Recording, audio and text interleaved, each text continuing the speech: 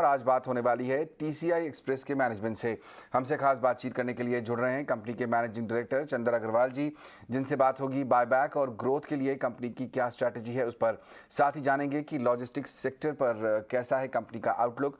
लेकिन मैनेजमेंट से चर्चा शुरू करने से पहले आपको कंपनी के बारे में कुछ जानकारी दे देते हैं।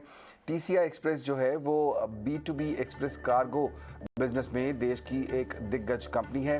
Pharma, cold chain, e commerce service समेत रेल, एयर एक्सप्रेस सर्विस इन को ये करते हैं। 28 सॉर्टिंग सेंटर हैं इनके पास, 40,000 लोकेशन पर 900 ऑफिस इनके पास हैं। Consumer electronic, retail, apparel sector के लिए इनके क्लाइंट्स हैं। साथ ही साथ auto, pharma, engineering, e commerce, power sector से जुड़े भी इनके पास कई क्लाइंट्स मौजूद हैं।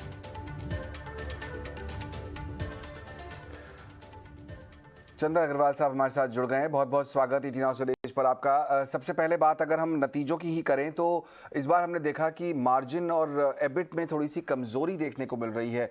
मुनाफे पर भी कुछ दबाव ही देखने को मिल रहा है जो इस बार नतीजे आपके आए हैं। सबसे पहले अगर आप दर्शकों को ये समझाएं कि क्या कारण रहे इसके पीछे। इसका मेन रीजन आप देखेंगे कि जनवरी मंथ में कोविड का जो वेव है वो वापस आया था। And in general compare to अगर आप 2021 का आप रिजल्ट देखेंगे लास्ट ईयर से कंपैरिजन, तो उसमें जो अदर इनकम का एलिमेंट था, प्लस उस टाइम बिकॉज कोविड नहीं था, बिजनेस भी ज़्यादा था। तो इसके देखते हुए हमारा जो रिजल्ट है वो थोड़ा सा कम आया। लेकिन अगर आप ऑपरेशन लेवल पे देखेंगे, ऑपरेशन लेवल पे बहुत बहुत ज़्यादा ही ना के बराबर कम इफेक्ट रहा। तो इसका मतलब ये है कि हमारा ओवरऑल जो परफॉर्मेंस है वो ऑन ट्रैक है और ऑपरेशन में कोई कमी नहीं है। करेक्ट मिस्टर अग्रवाल, हाल ही में जेफरीज की एक रिपोर्ट आई है और उन्होंने आपको ये कहा है कि प्रॉफिटेबल बिजनेस और बेहतर CAGR ग्रोथ के कारण आपकी कंपनी पर उन्होंने खरीदारी की सलाह दी है। तो वहां से मैं क्यों लूंगा और ये जानना चाहूंगा कि जो CAGR ग्रोथ है आपकी, उसको लेकर किस तरह का आउटलुक फिलहाल आपका है। हमारा बिजनेस का जो मेन ड्राइवर है वो इकोनॉमिक ग्रोथ ही है। तो अगर इकोनॉमी ग्रोथ ठीक से चलेगी तो हम उसका डबल ग्रो करेंगे। अगर इकोनॉमी 7% पे ग्रो करेगी तो हम 14 से 16% तो 100% ग्रो करेंगे। तो अगर इस साल का प्लान इकोनॉमी का 8% है तो 18 से 19% तो ग्रोथ 100% हम लोग का होगा।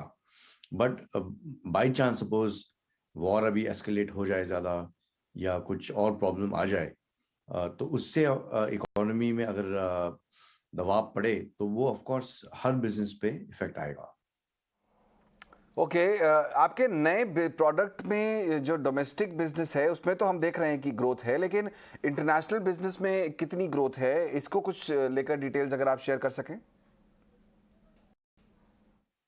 जो हमारे नए प्रोडक्ट्स हैं वो ऑल टुगेदर अबाउट 15% रेवेन्यू का भाग है। और ये 4-5 साल में ये 25% तो हो ही जाएगा, इसमें कोई दो राय नहीं है। बट जो हमारा मेन नए प्रोडक्ट्स का ये है कि कैलकुलेटेड अप्रोच ये है कि वो हमेशा सदैव प्रॉफिटेबल रहे और लॉस मेकिंग नहीं रहे और वो एसेट लाइट रहे। तो ये मेन चीज़ जो है हमारे फंडामेंटल्स, इनको जो ट्रांसपोर्टेशन की मेन फंडामेंटल्स है, ये नए प्रोडक्ट्स में भी हम लोग बाकायदा एकदम वैसे ही रखेंगे। करेक्ट मिस्टर अग्रवाल, अलग अलग वर्टिकल्स में आपकी कंपनी काम करती है। इस समय अगर ये समझना चाहें कि कौन से वर्टिकल में आपको सबसे अच्छी ग्रोथ देखने को मिल रही है तो क्या बताएंगे। तो अभी इंडिया में तो देखिए अभी सारा वर्टिकल ठीक कर रहा है।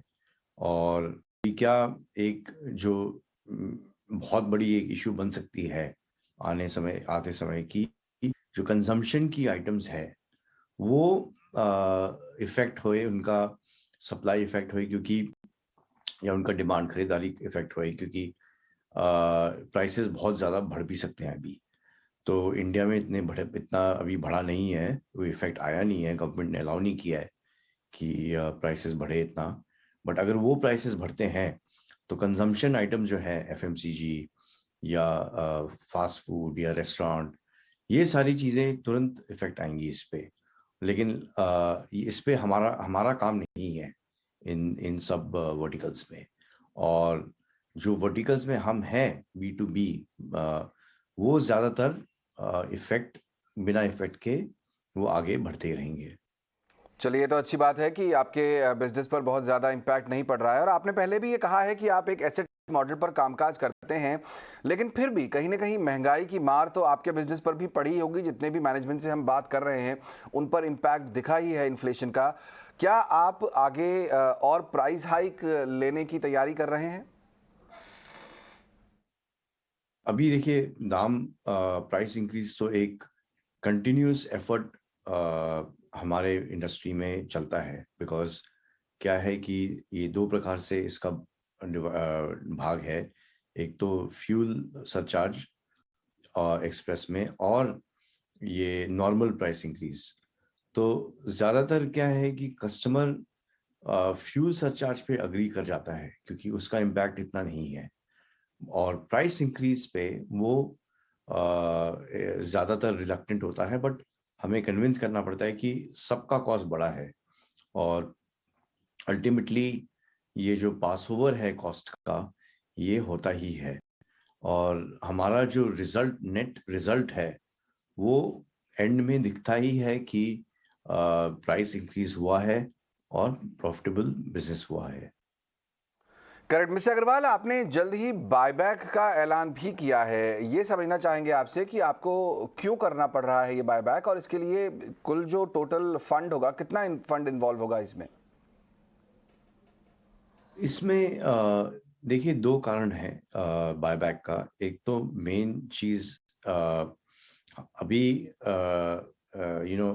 गुड वे है कि भी कंपनी में एक्स्ट्रा कैश पड़ा है। तो हम लोग ने, अगर एक्स्ट्रा कैश पड़ा है कंपनी में, तो हम उससे तीन चीज कर सकते हैं: investment further into the company, dividend pay out, और अल्टीमेटली शेयर बायबैक। तो इससे क्या होगा कि जो ओवरऑल कंपनी का फंडामेंटल है वो और स्ट्रॉन्गर होगा। तो अभी जैसे हम लॉजिस्टिक्स कंपनी में पूरे इंडिया में हम ही एक नहीं है जिसने 400% का डिविडेंड दिया। और हम लोग ने सारा इन्वेस्टमेंट अबाउट ऑलमोस्ट 90 करोड़ का इन्वेस्टमेंट किया, एंड अल्टीमेटली 75 करोड़ का हम लोग बायबैक भी कर सकते हैं। तो ये शेयर होल्डर को यही कहता है, मैसेज आता है कि company is fundamentally very strong और it is cash flow is very strong. तो इससे क्या होगा कि कंपनी की ग्रोथ भी होगी, एंड ओवरऑल परफॉर्मेंस जो शेयर होल्डर चाहते हैं और मार्केट चाहती है, वो भी दिखेगी। करेक्ट। तो आपने तीन में से एक ऑप्शन चूज किया है और आप बायबैक करना चाह रहे हैं। क्या इसका मतलब ये निकालना चाहिए निवेशकों को कि अब यहाँ पर फिलहाल आपका कोई एक्सपेंशन का या विस्तार का कोई प्लान नहीं है, या अभी भी कोई प्लान है आपका, विस्तार योजना कोई है जो आप शेयर करना चाहें? वो तो 100% होना ही है, केपेक्स और dividend plus buyback, all three. Last year का प्रोसेस हो गया, और इस साल तो 100% होगा ही। Investments into the company and buyback also. Correct. तो क्या कोई रोड मैप दे पाएंगे आप केपेक्स को लेकर? कितना केपेक्स करेंगे, कब तक पूरा होगा? इस साल हमारा प्लान है अबाउट 80 करोड़ तक केपेक्स का, and about 75 to almost 95 crore plus tax, 75 plus tax, तो अबाउट 95 करोड़ जाएगा इन बायबैक। चलिए, बहुत बहुत शुक्रिया मिस्टर अग्रवाल, समय निकालकर ईटी नाउ स्वदेश से आज जुड़ने के लिए। यहाँ पर टीसीआई एक्सप्रेस के टॉप मैनेजमेंट चंद्र अग्रवाल साहब बता रहे थे कि कंपनी ने बायबैक क्यों किया, उनका क्या लॉजिक है उसके पीछे, और एक्सपेंशन भी चलता रहेगा। स्टॉक आपके सामने आज करीब ½ % नीचे इस खराब बाजार में भी होल्ड किए हुए है। क्या करना चाहिए आपको इस स्टॉक पे, चर्चा करने के लिए मेरे साथ जुड़ रहे हैं एक और खास मेहमान, अविनाश गुरस्कर। अविनाश, बहुत बहुत स्वागत आपका। मैनेजमेंट को आपने सुना, उनका प्लान अभी भी है यहाँ पर कैपेक्स आगे बढ़ाने का। क्या व्यू बन रहा है इस समय टीसीआई एक्सप्रेस पर गिवन इकोनॉमिक सिनेरियो? सौमित्र, मुझे लग रहा है कि देखिए टीसीएस एक्सप्रेस जो कंपनी है वो बेसिकली एक एसेट लाइट बिजनेस मॉडल चलाती है और कंपनी का परफॉर्मेंस बहुत ही स्ट्रांग है। जैसे मैनेजमेंट ने कहा कि उन्होंने बायबैक भी अनाउंस किया है, तो मुझे लग रहा है कि देखिए अगर किसी को साल 1.5 साल का नजरिया लेना है तो लॉजिस्टिक्स स्पेस में काफी अच्छी ग्रोथ आने वाली है आने वाले दिनों में भी। और जैसे जैसे इकोनॉमी में ग्रोथ आएगी, जीडीपी का ग्रोथ का आंकड़ा इंप्रूव होगा, तो लॉजिस्टिक एक पहला सेक्टर है जो बेनिफिट करेगा। ज्यादातर इनका जो इनको जो इनके सेगमेंट को केटर करते हैं वो ज्यादातर एसएमई और ई कॉमर्स के ट्रांजैक्शन के बिजनेस को करते हैं। तो आगे भी ग्रोथ नंबर अच्छे आएंगे सौमित्र। तो मुझे लग रहा है कि जिनके पास है वो तो होल्ड करे, और अगर किसी को मिनिमम 12 to 15 मंथ का टाइम फ्रेम लेके इसमें इन्वेस्ट करना है, तो कोई भी गिरावट अगर आती है तो इसमें खरीदने का मौका समझना चाहिए। Long term prospect definitely company के काफी अच्छे लग रहे हैं। लॉन्ग टर्म प्रॉस्पेक्ट काफी अच्छे हैं अविनाश, लेकिन क्या मैं यहीं से जुड़ा अगला सवाल पूछूंगा। लॉजिस्टिक्स स्पेस में पूरे अगर मैं बात करूं तो क्या टीसीआई एक्सप्रेस आपकी टॉप पिक रहेगी या किसी और पर बेट करना चाहेंगे? ये देखिए, मुझे लग रहा है कि मार्केट काफी बड़ा है। मैं समझता हूँ कि देखिए यहाँ पे सबसे बड़ी दिक्कत वैल्यूएशन पे है। कंपनी बहुत बढ़िया है लेकिन वैल्यूएशन ऑब्वियसली सस्ते नहीं है, थोड़े से फेयरली एक्सपेंसिव है। तो मुझे लग रहा है कि लॉजिस्टिक स्पेस में तो ये डेफिनेटली कंपनी अच्छा करेगी। नंबर 1 तो नहीं, बट मैं जब भी किसी को लॉजिस्टिक का पोर्टफोलियो बनाना है तो मेरे ख्याल से TCI express must be part of their portfolio, because ये जो ग्रोथ ये लोग दिखा रहे हैं ये मेरे ख्याल से आने वाले सालों में 23-24 में भी आएगा। और बायबैक होने के बाद तो और भी इनके रिटर्न रेशियोज इंप्रूव होंगे, क्योंकि इक्विटी कम होगी, रिटर्न ऑन इक्विटी अर्निंग्स बढ़ेगी। तो मेरे ख्याल से डेफिनेटली इसमें शॉर्ट टर्म नहीं but medium to long term अगर कोई व्यू रख के काम करना चाहता है तो इसमें अच्छा खासा अपसाइड पॉसिबल है।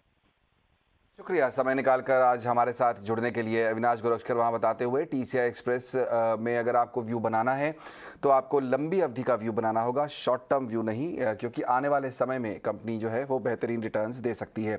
चलिए आगे बढ़ते हैं, कुछ और खबरों का रुख